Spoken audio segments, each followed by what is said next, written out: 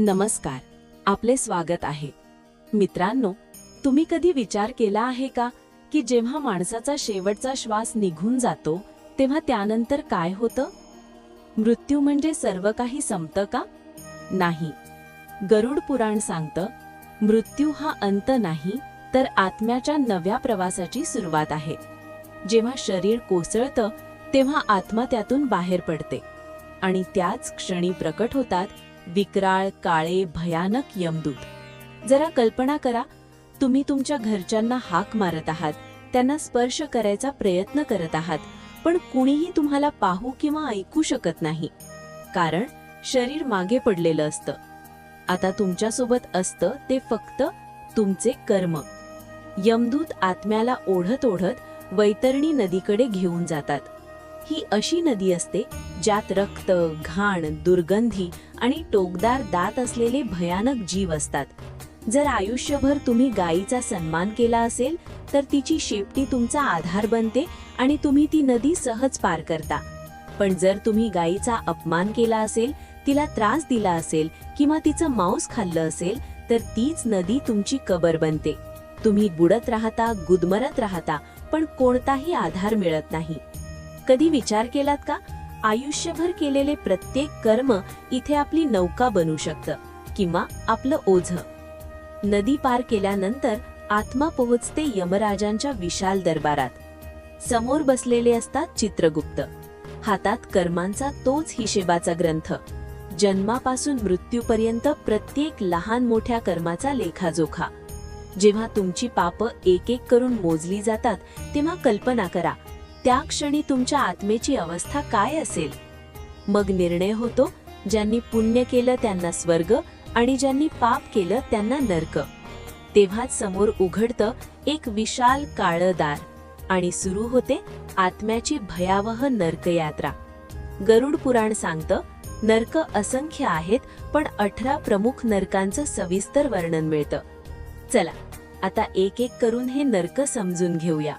पण पुढे जाण्यापूर्वी तुमच्याकडे एक विनंती आहे.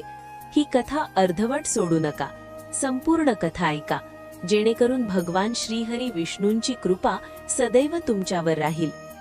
तामिश्र नरक. जर तुम्ही कोणाला फसवून लुटलं असेल, त्याची इज्जत हिरावून घेतली असेल तर तामिश्र नरक तुमचं ठिकाण आहे. चहूबाजूंनी घनदाट अंधार, आत्मा लोखंडी जाड साखळ्यांत बांधलेली. यमदूत तिला भिंतींवर आपटतात, मारहाण करतात. आत्मा किंचाळत राहते, पण ऐकणारा कुणीच नसतो.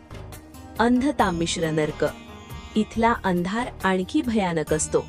जे लोक आपल्या कुटुंबाला, मुलांना प्रेम आणि सुरक्षितता देत नाहीत त्यांना इथे फेकलं जातं.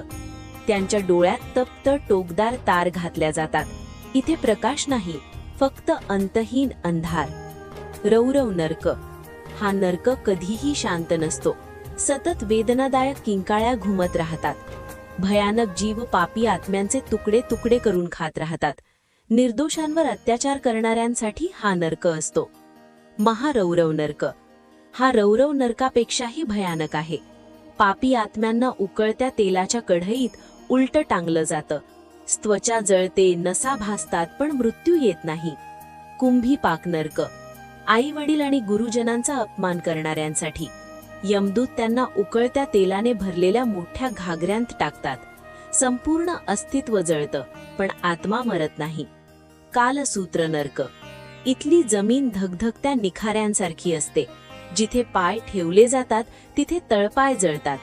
हा नरक खोटं, चोरी आणि फसवणूक करणाऱ्यांसाठी आहे.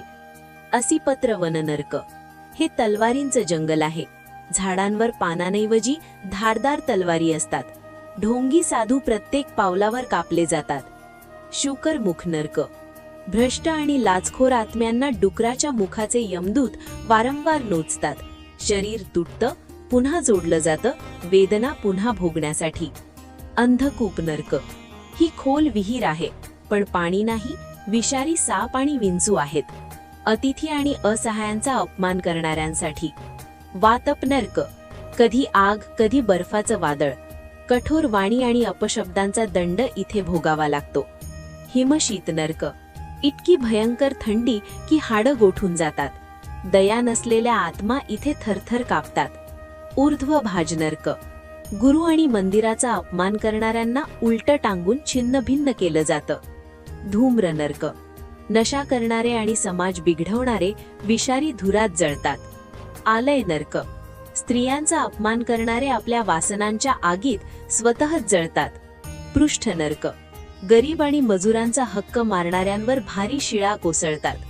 संघर्ष नरक, अफवा पसरवणाऱ्यांच्या जिभेत धगधगते काटे घुसवले जातात. तपन आणि महातपन नरक, धर्मगुरूंना छळणारे अनंत आग्नीत जळत राहतात. सांसार नरक, उकळत्या लावाच्या नदीत व्यभिचारी आत्मा बुडत जळत राहतात. मित्रांनो, हे ऐकून भीती वाटणं स्वाभाविक आहे, पण लक्षात ठेवा, गरुड पुराण आपल्याला घाबरवण्यासाठी नाही, जाग करण्यासाठी आहे. प्रत्येक कर्माचा हिशेब आहे, म्हणून आयुष्यात वाईट कर्मांपासून दूर राहा आणि धर्माच्या मार्गाने चालत राहा. ही माहिती आवडली असेल तर व्हिडिओ जास्तीत जास्त शेअर करा आणि कमेंटमध्ये नक्की लिहा. जय श्री हरी विष्णू.